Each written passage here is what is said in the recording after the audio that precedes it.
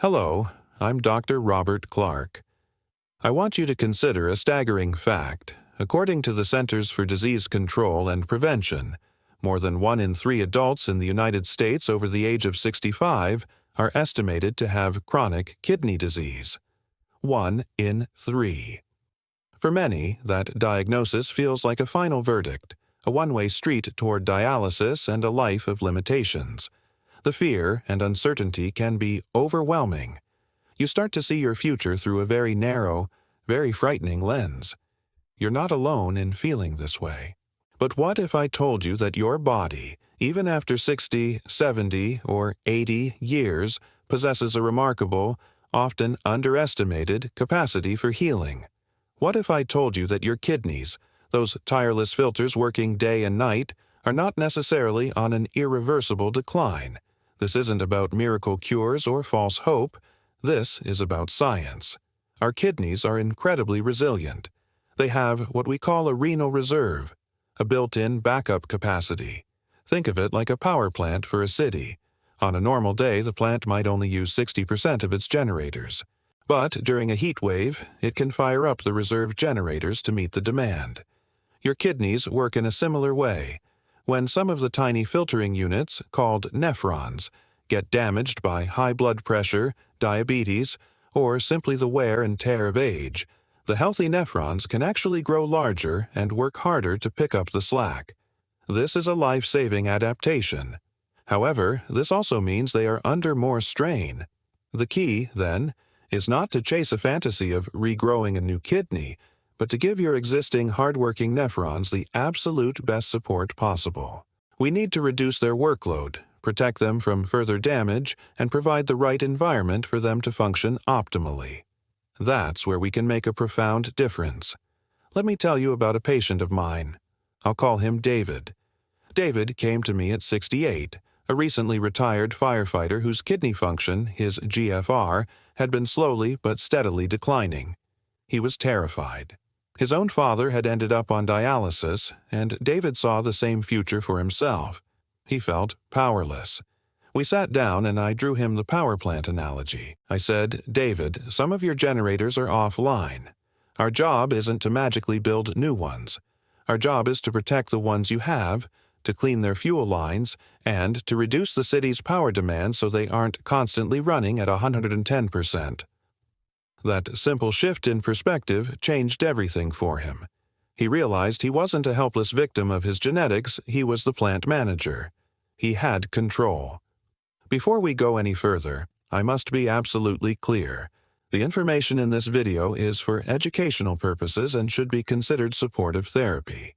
It is not a cure for kidney disease and is not a replacement for medical advice from your physician.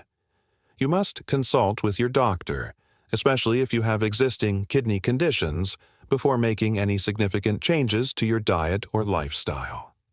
They know your specific situation and can guide you safely. So, have you ever felt that a health diagnosis was a closed door, that your body's best days were behind it? I want you to hold on to that thought as we explore how we can open that door again, together. Let's start with something incredibly simple, something you likely already have in your kitchen: a lemon. The first drink we're going to discuss is lemon water. Now, I know what you might be thinking. Dr. Clark, really? Lemon water? That sounds too simple to be effective.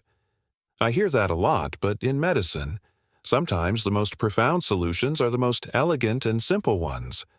The power of lemon water lies in one key component: citrate. Let me tell you about Margaret. Margaret was a delightful 78-year-old retired librarian who came to see me, frustrated and in pain from recurrent kidney stones. She had been through multiple procedures, and the constant fear of another agonizing episode was ruining her quality of life. Her kidney function was beginning to suffer not just from the stones themselves, but from the inflammation and scarring they left behind. She felt like her body was building these tiny, painful rocks, and she couldn't do anything to stop it. We talked about citrate.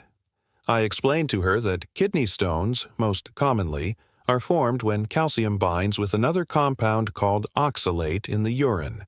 When they bind together, they crystallize and form a stone. Here's where the magic of citrate comes in.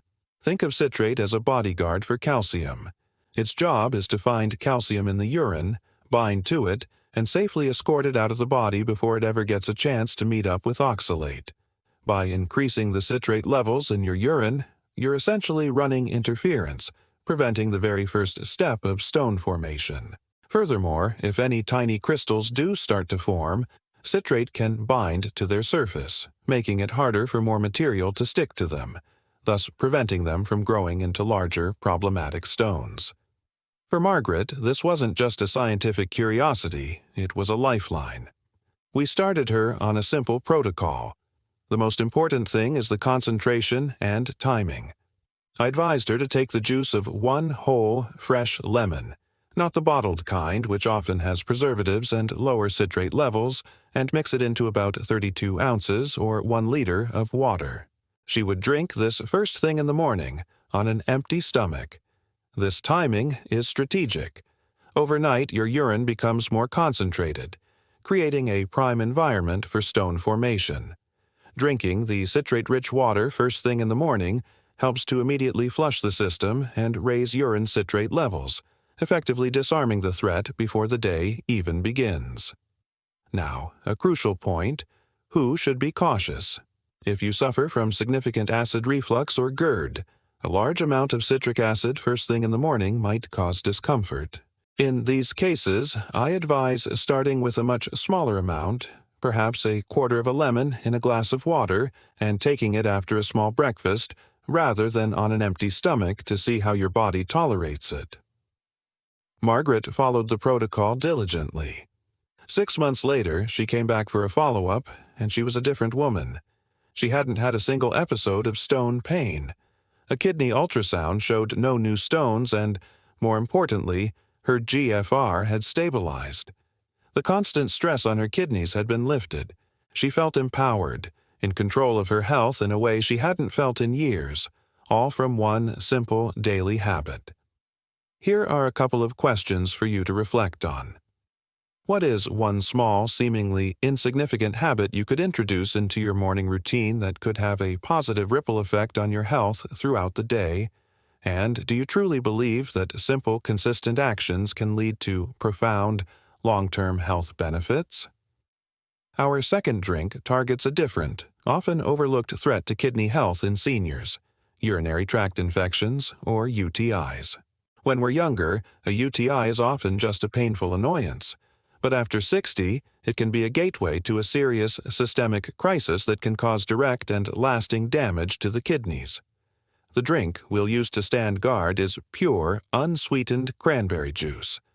I want to emphasize that, from the start, it must be unsweetened. The sugary cranberry juice cocktails you see in the main grocery aisle are not your friend here. In fact, the high sugar content can make things worse. I'm thinking of a patient named Frank, an 82-year-old widower who lived alone and was fiercely independent. One weekend, he started feeling a bit off, confused, weak, and feverish. His daughter, thankfully, stopped by to check on him and found him so disoriented that she called an ambulance immediately. At the hospital, we discovered the cause: a raging UTI that had gone unnoticed. The infection had traveled from his bladder up into his kidneys, a dangerous condition called pyelonephritis. This caused what's known as an acute kidney injury, a sudden and severe drop in kidney function on top of his pre-existing chronic kidney disease. Frank's story is incredibly common. As we age, our immune systems may not respond as robustly, and the classic symptoms of a UTI, like burning and urgency, can be absent. Instead, the first signs might be confusion or delirium.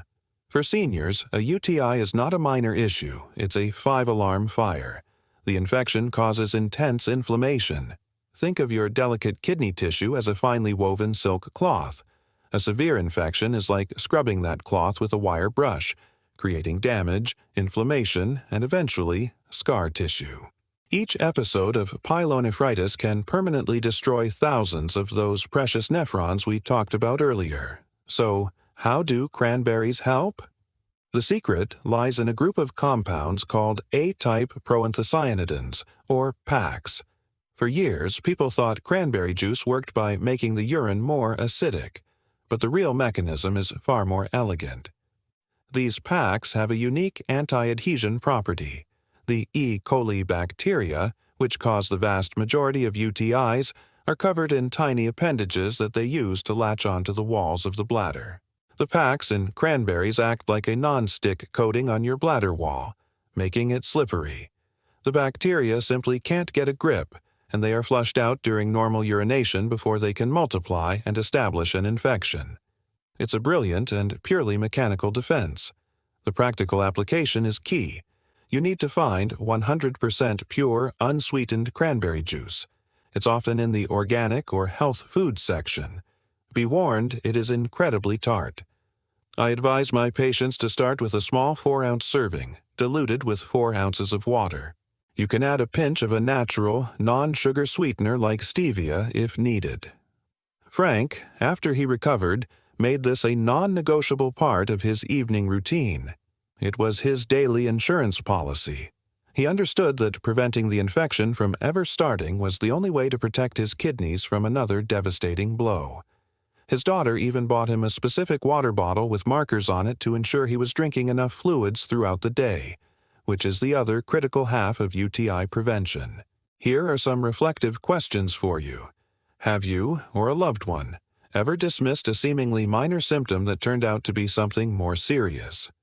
How does understanding this powerful connection between bladder health and kidney health change the way you might approach your daily hydration habits?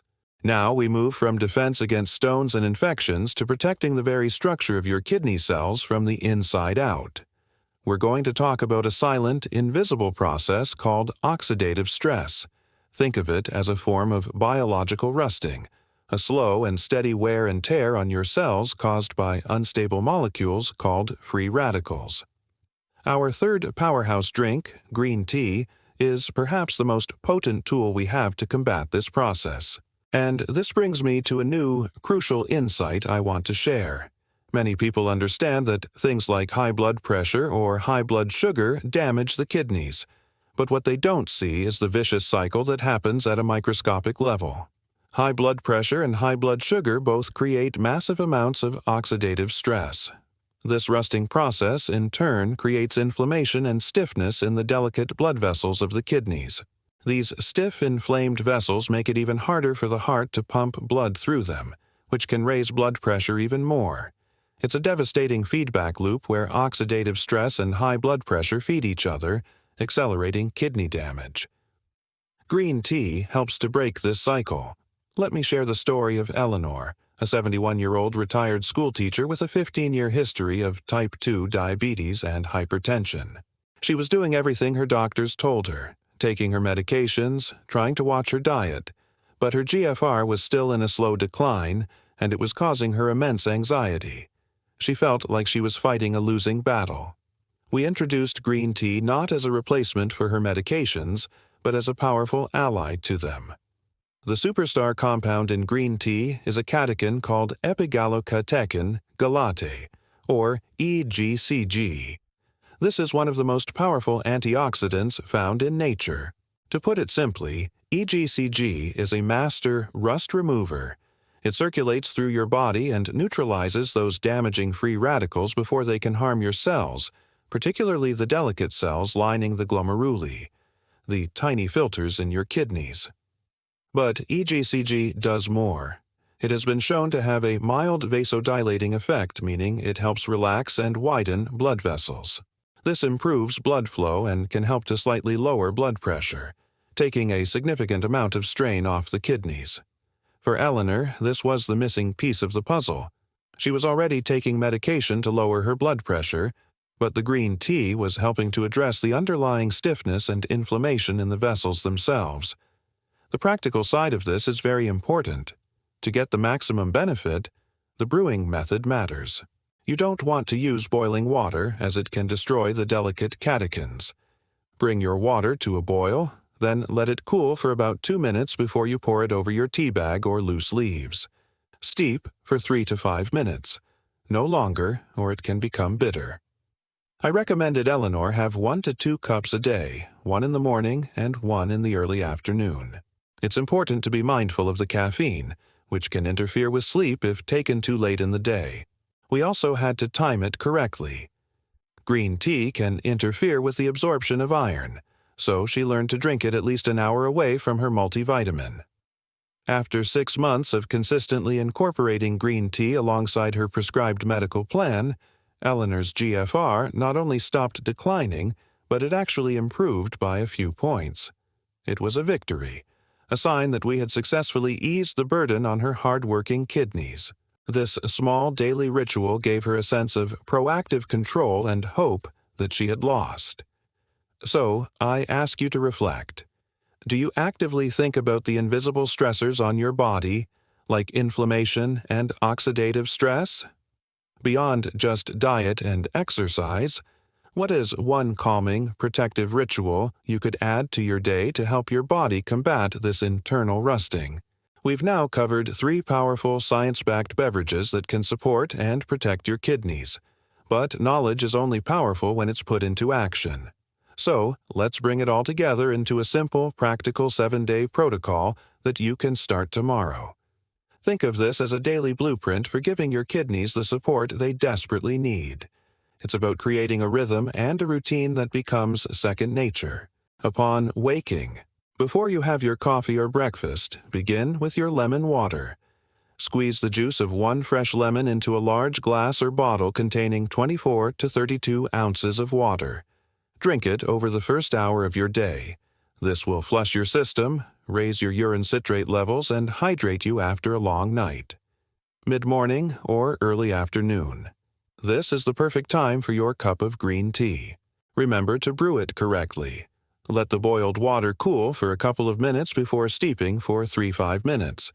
This will be your antioxidant shield for the day, combating oxidative stress and supporting healthy blood vessel function. Evening. A few hours before bed, have your small glass of pure, unsweetened cranberry juice. 4 to 6 ounces, diluted with a bit of water if you find it too tart, is plenty. This is your nighttime guard, creating that non-stick surface in your bladder to prevent bacteria from taking hold while you sleep. Throughout the day, the foundation of all of this is plain, simple water. To ensure you're getting enough, try this simple trick. Find a 32-ounce water bottle and put 4 rubber bands around it. Each time you finish the bottle and refill it, take 1 rubber band off. Your goal is to have all the bands off by the end of the day. Just as important as what you put in is what you keep out. I call these the kidney wreckers. You must be vigilant in avoiding them. First, dark-colored sodas. They are loaded with phosphoric acid, which has been linked to kidney damage. Second, processed foods high in sodium. Excess salt raises your blood pressure and forces your kidneys to work overtime. Third, the chronic daily use of NSAIDs, non-steroidal anti-inflammatory drugs like ibuprofen and naproxen. While fine for occasional pain, long-term daily use can be devastating to kidney health.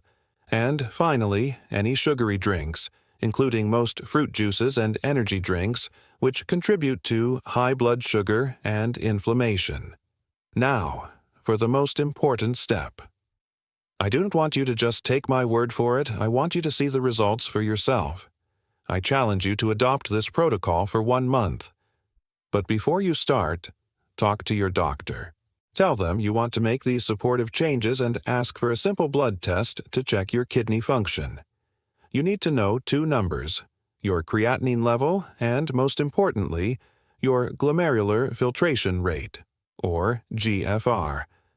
That GFR is the single best measure of your kidney health. Get your baseline numbers.